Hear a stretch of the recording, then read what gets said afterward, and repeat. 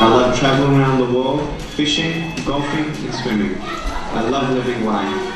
I am happy. 미국의 지치 잘 아시죠?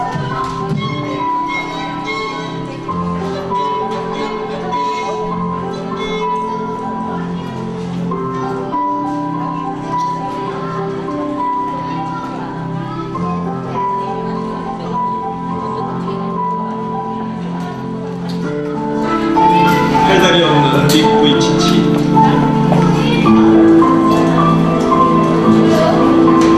호주에서 태어났고요. 팔다리가 없이 왼쪽 작은 발만 가지고 자라났죠. 82년생이니까 몇 살이에요? 서른 5살. 이제 희망 대신 절망이 찾아오죠. 다른 사람과 나는 다르다. 8살 때 삶을 끝내고 싶었어요.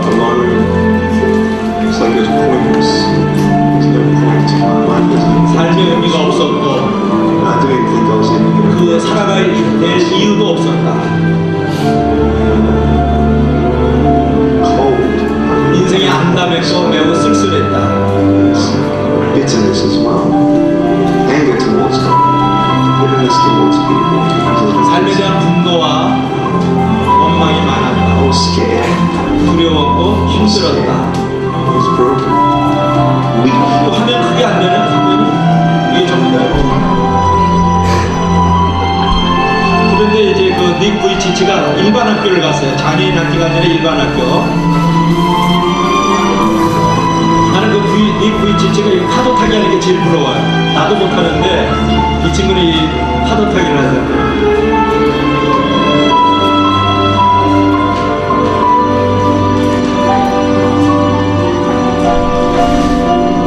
이제 회계학과 재무학을 전공하기 시작해요.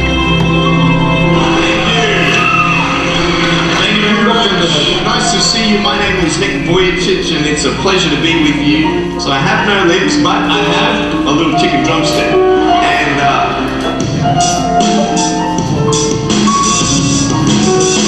so it's like,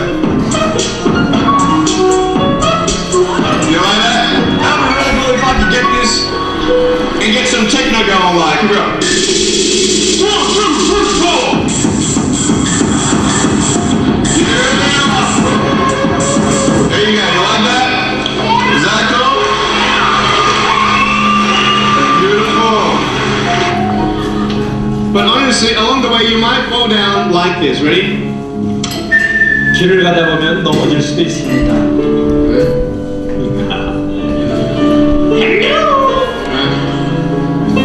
So what do you do when you fall down? Get back up. Everybody knows to get back up. Because if I start walking, I'm not going to get anywhere. But I tell you, there are some times in life 살다 보면 당신은 넘어질 때가 있습니다. you feel like you don't have the strength to get back up. 다시 일어날 수 없다고 느낄 Do 때가 you think 있죠. you have hope? Because I tell you, I'm down here, face down, and I have no arms, no legs. It should be impossible for me to get back up, but it's not. 그러나 불가능은 없죠. You see, I will try 100 times to get up, and if I fail 100 times, 일어나려고 하면 길은 if 있습니다. I fail and I give up, do you think that I'm ever going to get up? No. But if I fail, I try again, and again, and again. 계속 시도하고 That's when 시도하면 you know 끝은 that it's 없습니다. not the end. It matters how you're going to finish. Are you going to finish strong? You will find that strength to get back up. 다시 일어날 수 있는 용기가 우리에게 필요하죠. 넘어진 것이 중요한 것이 아니라 넘어져도 일어날 생각이 없는 사람이 문제인 거죠. 자, 성경책을 의지하고 우리 내가 일어섰죠.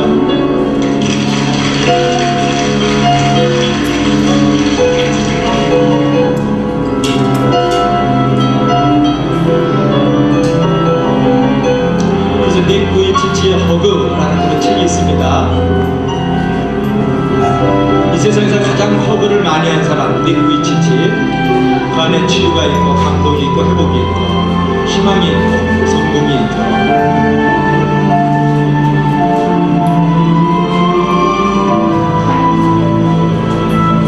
Do I still pray for arms and legs? Do I still desire it? 아직도 팔다리를 갖고 기도하냐고요? 그렇습니다. I'm not discouraged if He doesn't give it to me. And it's not that I'm not content because I am content. 하나님이 들으시든 안 들으시든 나는 It's 기도합니다. such a big ministry. 기적을 믿기 때문이죠. Such a beautiful thing to witness. 이미 하나님이 나에게 위대한 미션을 주셨습니다. Because of the 하나님의 영광을 나를 통해서 나타내고 계시죠. glory, grace, and perfection. 나는 정말 아름다운 인생을 살고 있습니다. I'm still believing. 나는 일어날 수 있고 아직도 기적을 믿습니다. 사랑하는 자들아, 서로 사랑하자. 사랑을 하나님께 속한 것이니 사랑하는 자마다 하나님께로 들어서 하나님을 알고 사랑하지 아니하는 자는 하나님을 알지 못하느니라. 이는 하나님은 사랑이시니. 나는 골프 한 번도 안 쳐봤는데 미국에 치지는 골프까지 치고 다니고 파도 타기도 하고요.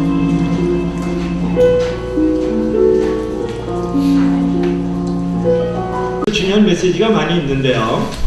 가장 실패한 자는 넘어졌는데도 불구하고 일어서려고 하지 않는 자가 가장 실패한 자다. 이제 그런 거고요. 이미 하나님께서 우리에게 커다란 미션을 주셨는데 그럼에도 불구하고 그 주신 사명을 생각하지 않고 없는 것을 늘 바라보면서 원망하고 불평하는 자에게는 그의 걸음은 실패뿐이다. 그런 것을 우리가 고소하죠. 오히려 팔다리 없는 걸 보지 않고 하나님이 이미 주신 것을 가지고 행복 존재서로 쓰이는 닉부이 지치를 통해서 우리가 다시 한번 희망의 이야기, 행복의 전환을 받기 주의 이름으로 축원합니다. 자, 오늘 주시는 말씀은 사무엘상 22장 보시겠습니다. 22장 6절부터 10절까지. 자, 오늘은 말이죠. 오늘 본문을 통해서 사울을 보면서 지금 리더십에 대해서 한 15분, 20분을 하고 그 다음에 제자에 대해서 30분을 할지 모르겠어요. 자, 봅시다. 오늘 이 본문을 통해서 우리가 이제 발견할 수 있는 것 가운데 하나는 요약을 해서 들어갈게요. 할 수 있는 것은 뭐냐면 이 사울의 모습을 통해 가지고 여기서는 지배자와 지도자의 차이를 발견할 수가 있어요. 뭐라고요? 지배자는 어떤 사람의 부류이고 지도자는 어떠한 성품을 가진 사람인가에 대해서 오늘 우리가 이제 발견을 하면서 교회 생활에서 여러분은 지배자가 될 것인가 지도자가 될 것인가 하는 것도 아니 여러분이 속한 가정이라든지 여러분이 속한 어떤 그 동네 안에서 그죠? 내가 속한 공동체 안에서 여러분은 지배자가 될 것인가 아니면 지도자가 될 것인가에 대해서 우리 한 15분간 은혜를 나누는데 첫째로 따라합시다. 지배자는 따라서 크게 지배자는 군림하는 자고 지도자는 섬기는 자다. 알겠죠? 다시 한번 시작. 지배자는 군림하는 자고 지도자는 섬기는 자다. 그럼 끝났잖아요. 더 이렇게 줄을 달아야 되나? 다시 한번 그 목소리로 시작. 지배자는 군림하는 자고 지도자는 섬기는 자이다. 이제 그런 부분이죠. 여러분, 지배자는요, 내가 다스리기 위해서 군림하는 자예요. 그죠? 조종하는 자예요. 그러나 지도자는 인도하고 보호하기 위해서 겸손하게 섬기는 자예요. 이것이 바로 지배자하고 지도자의 차이를 우리가 알 수가 있는 거죠. 사울은 철저하게 군림하는 자예요. 철저하게 정말 다스리는 자로만 나타나는데요. 오늘 본문 6절 말씀 보세요. 6절 한번 봅시다. 6절 한번 읽어봐요. 시작. 사울이 다윗과 그와 함께 있는 사람들이 나타났다함을 들으니라. 때에 사울이 기브와 높은 곳에서 손에 단창을 들고 에셀나무 아래 앉았고 모든 신하들은 그 곁에 섰더니 지금 사울이 어느 곳에 있어요?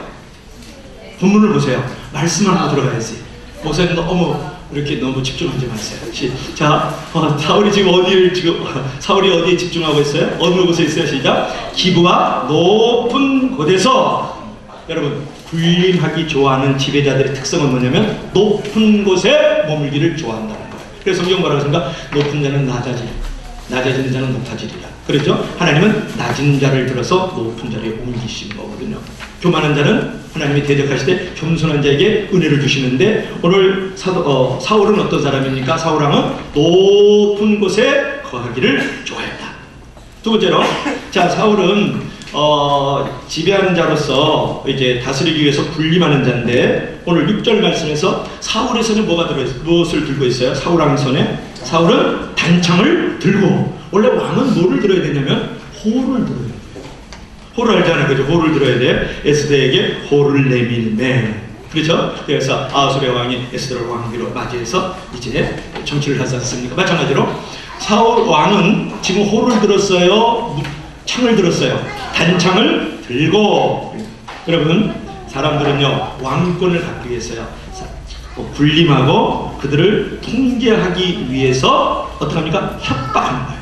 지배자는 협박하고 그들을 위해서 조종하기 위해서 압력을 가한단 말이에요. 요게 지배자의 아주 특성이에요. 그 다음에 또 하나 있어요. 그래서 우리는 군림하는 자가 되지 말고 어떤 폭력으로 또는 어떤 압력으로 이제 그들을 위해서 군림하지 말고 우리는 인자가 온 것은 섬김을 받으려 함이라 섬기려 하고 많은 사람의 대속물로 주려 왔느니라. 그렇죠. 그래서 섬김의 자리로 가야 되는데 지금 사울 왕은 단창을 들고 그죠? 어떻게 하고 있어요?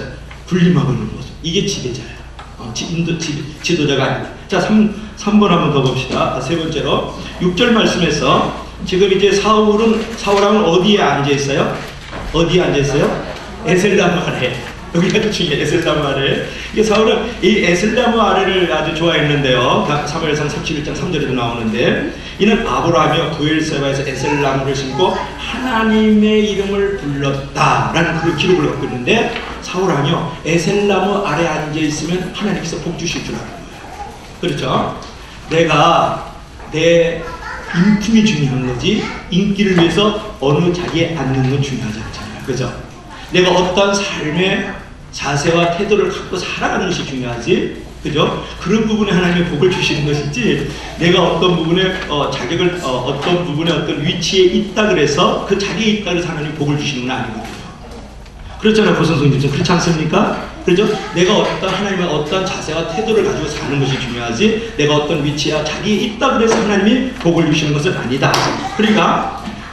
이 사울 왕의 잘못은 뭐냐면 내가 나무 아래 이 에셀나무 아래 앉아 있으면 하나님께서 왕의 권위를 주신다고 생각하는 거예요. 너의 마음은 그런 것도 아니고 믿음도 없는 존재가 이렇게 지금 생각을 하고 있는 것을 볼 수가 있죠. 그래서 여기서 이제 사울 왕을 통해서 우리가 군림하는 자세를 우리가 세 가지를 살펴봤는데 첫째는 뭡니까? 높은 곳에 앉으려고 하는 사람은 지배자야. 군림하려는 사람. 두 번째는 뭐였습니까? 이제 압력을 가하고 폭력을 가하면서 사람들을 이렇게 압제 통제하면서 이렇게 다스려 나가는 것은 바로 지배자가 하는 짓이다. 그 다음에 또 한 가지는 뭐였어요? 자기는 어떤 태도도 갖고 있자고 자세도 하나님 앞에 온전하지 않는데 무엇을 그 자리에 그 위치에 있다 그래서 복을 줄 줄 아는 사람이 누구냐 그러면 지배자의 자세다. 그런 것을 우리가 볼 수가 있죠.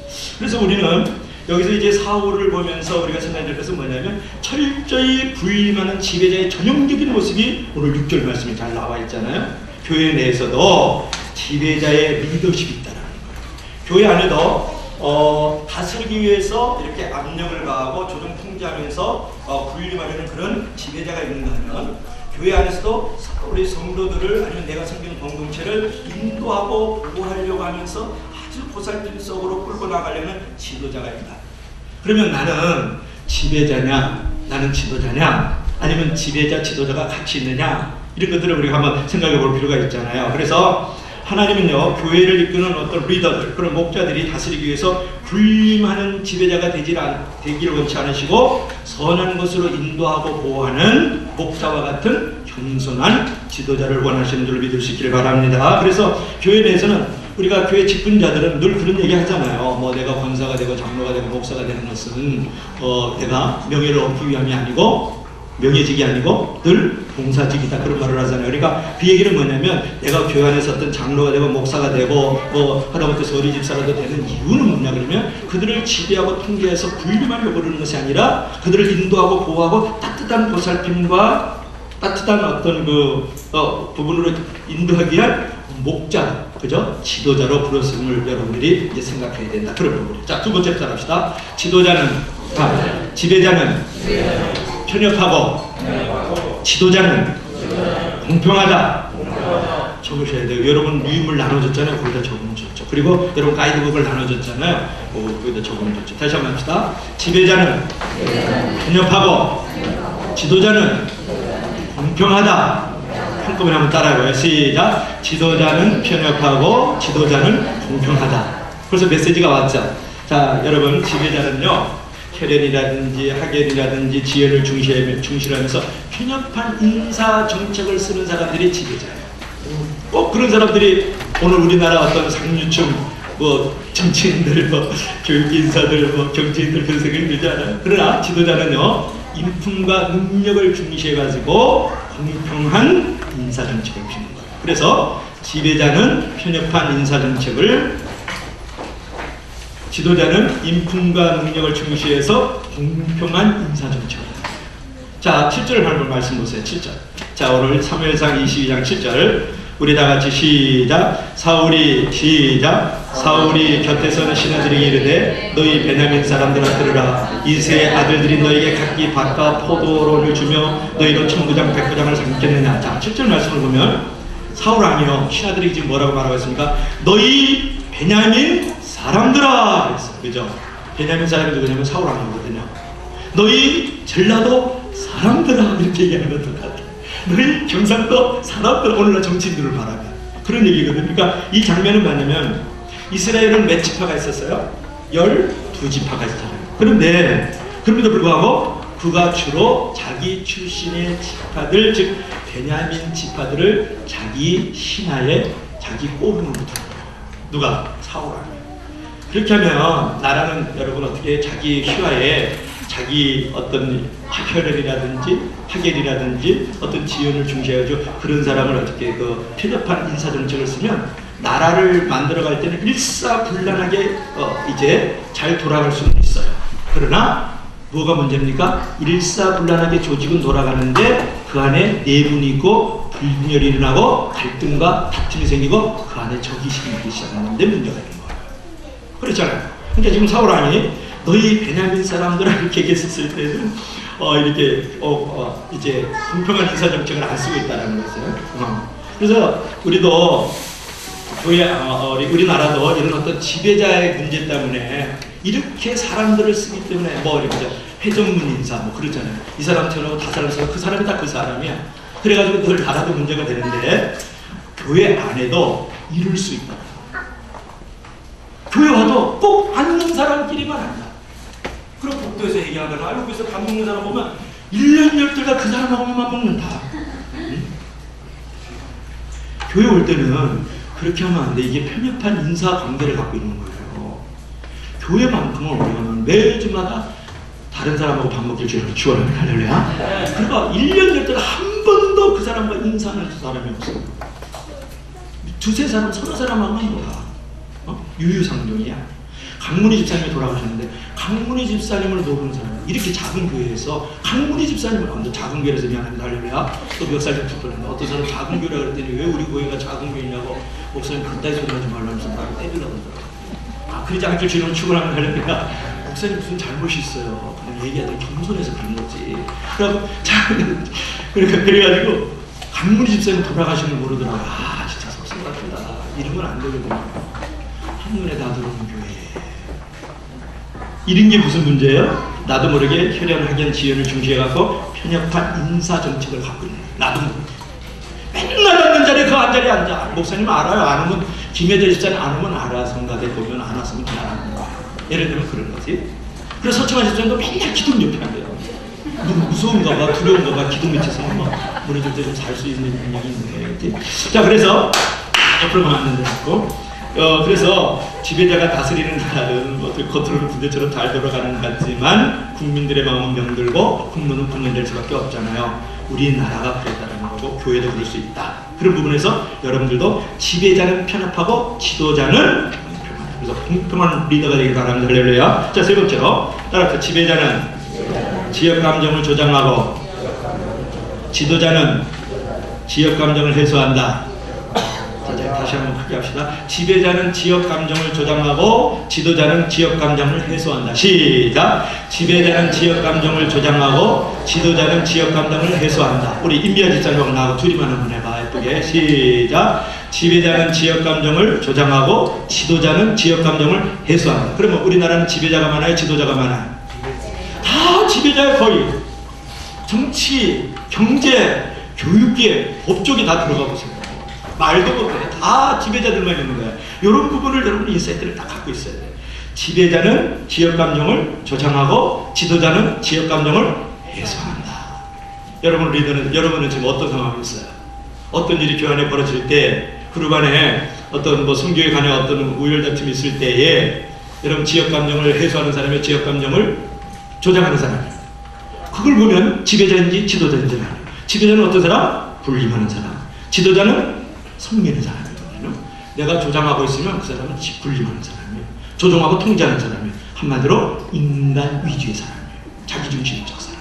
오케이? 자, 그러면 지배자는요 항상 분림하려고 그러기 때문에요. 지역 감정을 조장해가지고 자기 아성을 이렇게 지키려고 하는 거예요. 자, 오늘 본문을 봅시다. 자, 7절 8절 7절 8절 시작. 사울이 곁에서 있는 신하들에게 이르되 너희 베냐민 사람들아 들으라. 이새의 아들들이 너희에게 각기 밭과 포도원을 주며 너희를 천부장 백부장을 삼켰느냐. 너희가 다 공고하여 나를 대적하며 내 아들이 이새의 아들과 맹약하였으되 내게 고발하는 자가 하나도 없고 나를 위하여 슬퍼하사 내 아들이 내 신하를 선동하여 오늘이라도 매복하였다가 나를 치리하는 것을 내게 고발하는 자가 하나도 없도다.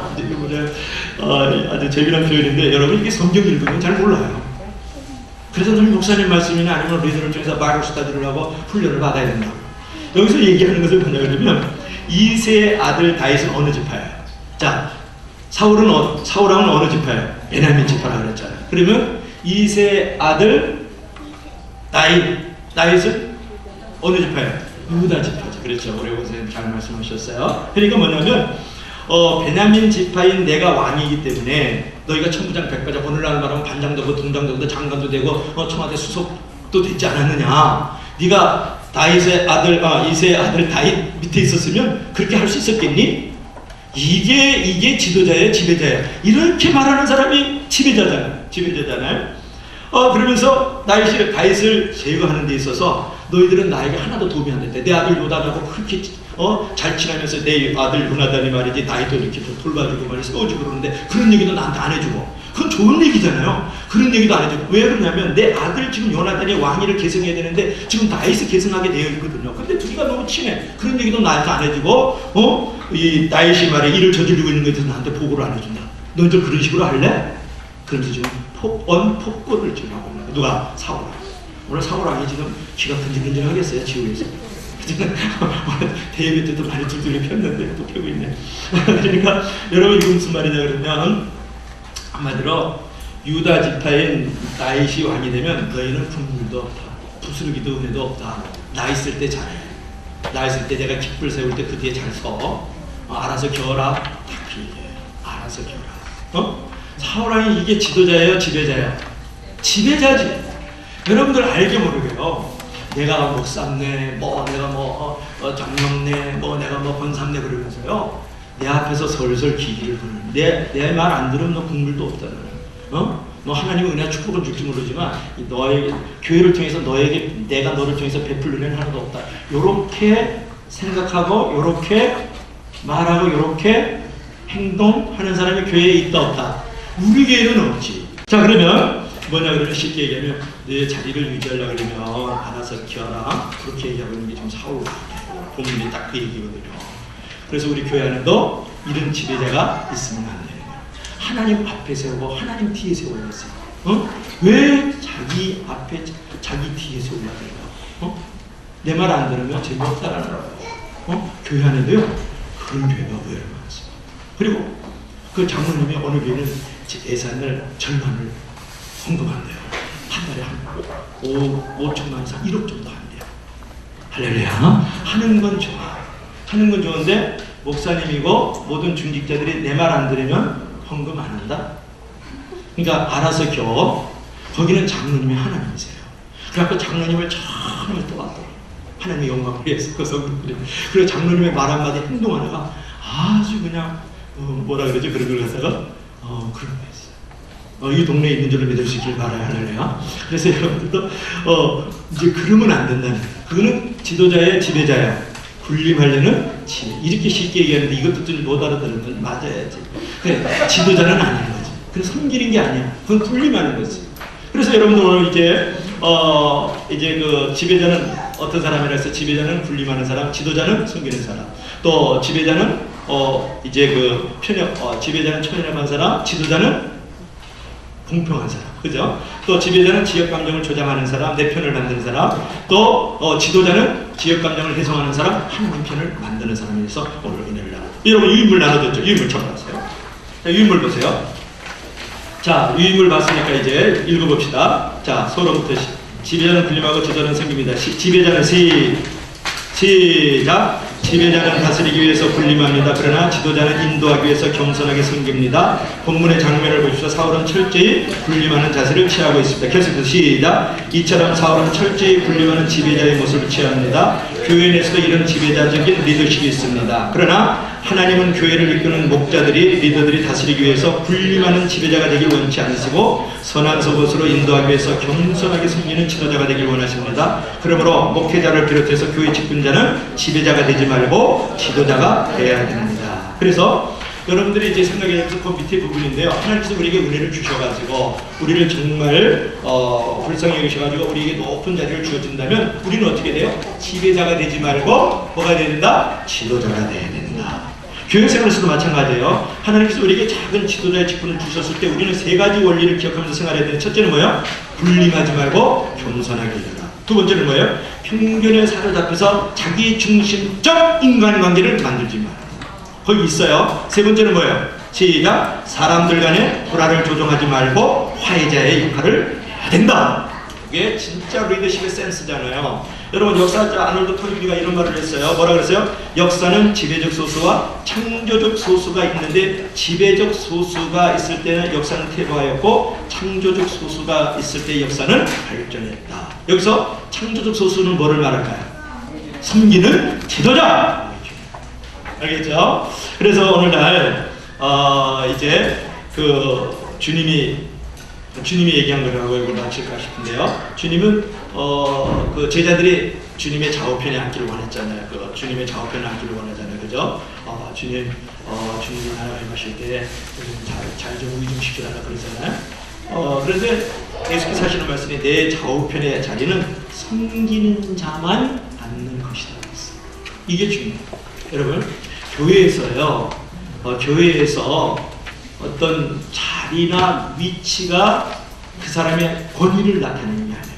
교회는 얼마만큼 섬김과 사랑의 무게를 가지고 있느냐가 그의 권위를 나타내는 거예요. 그래서 교회는요, 낮은 자가 높은 자고요, 섬기는 자가 위에 있는 사람입니다. 할렐루야. 그래서 내가 뭐 목사네, 장로네, 뭐 그거 중요하지 않아요. 나쁘다는 건 아니죠. 뭐 교사다, 뭐 내가 어떤 부분에 속으로 배웠던 바이블스타 리더다, 이것이 중요한 게 아니에요.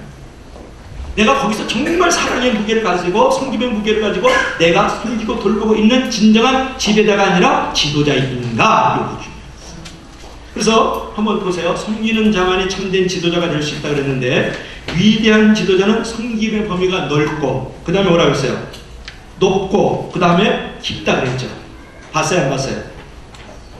섬기는 자만이, 시작. 섬기는 자만이 참된 지도자가 될 수 있다. 그 다음에 위대한 지도자는 섬김의 범위가 넓고 높고 길다 그랬죠. 그러면 섬김의 범위가 넓다는 얘기는 뭐예요? 섬김의 대상이 제한되지 않는다는 거예요. 교회 들어오면 성가대는 성가대만 섬기려고 해요. 안내는 안내만 섬기려고 해요. 그래서 우리 위대한 지도자는 어떤 사람이에요? 섬김의 대상이 제한이 없는 거죠. 우리 급식에도 나올 수 있고 새벽에도 하나님의 기도 때로 어떤 것도 시간이 되면 전도지 들고 우리 전도 팀들이 있으니까 나가서 같이 전도하고. 알겠죠? 이런 부분이 진정한 섬김의 범위가 넓은 지도자다. 그 다음에 섬김의 범위가 길다, 이 말은 뭐예요? 길다는 얘기예요. 높다. 섬김의 범위가 높다는 것은 뭘 말하는 거예요? 높다는 것은 사람을 섬기되 하나님처럼 섬기는 것을 섬김의 범위가 높다. 그래서 위대한 지도자는 섬김의 범위가 넓을 뿐만 아니라 높다. 그래서 모든 사람을 하나님처럼 섬기는 거예요. 노숙자가 와도 길가에 가는 행인들도 그렇고 우리 성도들을 이렇게 하지 섬길 때도 그렇죠. 그 다음에 섬김의 범위가 길다라는 건 뭐예요? 그 밑에 있잖아요. 컨닝하세요. 섬김의 범위가 길다는 것은 변함없이 섬기다.